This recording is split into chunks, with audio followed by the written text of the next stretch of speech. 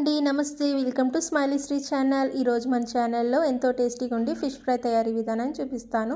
దీనికైతే 1 కేజీ చేపలు తీసుకొని సన్నటిగా కట్ చేయించుకొని ఇలాగా బాగా కడుక్కున్న తర్వాత పసుపు ఉప్పులో కడుక్కొని చేప ముక్కల్లోనే 1 టేబుల్ స్పూన్ పసుపు 3 టేబుల్ స్పూన్ల కారం వేసుకోవాలి। కారం ఇంట్లో తయారు చేసిందంటే టేస్ట్ ఇంకా బాగుంటుందండి కొన్న కారం కన్నా। కొన్నదైనా ఆశీర్వాదం బాగానే ఉంటుంది। ఇలాగా 3 టేబుల్ స్పూన్ కారం వేసిన తర్వాత 1 టేబుల్ స్పూన్ ఉప్పు సరిపోతుంది। ఆల్రెడీ ఉప్పు వేసాం కదా, ఉప్పులో కడిగాం కదా, ఎక్కువ ఉప్పు పట్టదు। అలాగే ఫ్రెష్గా ఇంట్లో తయారు చేసిన అల్లం వెల్లుల్లి పేస్ట్ 1 టేబుల్ స్పూన్, 2 టేబుల్ స్పూన్ల గరం మసాలా పౌడర్, అది కూడా నేను ఇంట్లో తయారు చేసిందే వేసుకుంటున్నాను।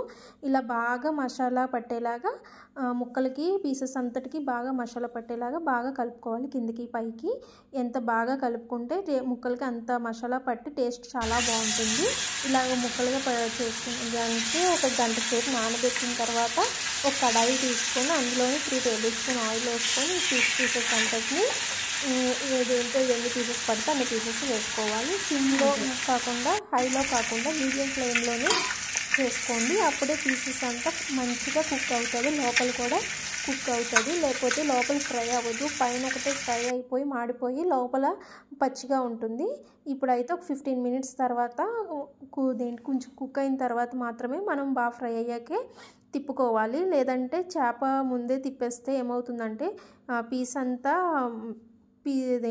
ముక్కలు ముక్కలుగా అయిపోతుంది, పీస్ పరంగా ఉండదు, బాగోదు కదండి అలాగా। అందుకని చెప్పి బాగా వేగిన తర్వాత అప్పుడే మనం ఇలా తిప్పుకోవాలి। తిప్పుకొని ఇంకొక వైపు కూడా ఒక 15 మినిట్స్ ఫ్రై చేసుకుందాము। ఇలా 15 మినిట్స్ అయిన తర్వాత చూసారా పీస్ చాలా మంచిగా కలర్ఫుల్గా ఫ్రై అయిపోయింది। ఇప్పుడైతే గిన్నెలో తీసేసుకుందాం ఫ్రై అయిన పీసెస్ అంతటిని। ఇప్పుడు ఇంకా మిగిలిన ఒక 3 పీసెస్ ఎన్నో ఉన్నట్టున్నాయండి, కేజీ చేపకి ఒక 7 పీసెస్ దాకా వచ్చినాయి బాగానే।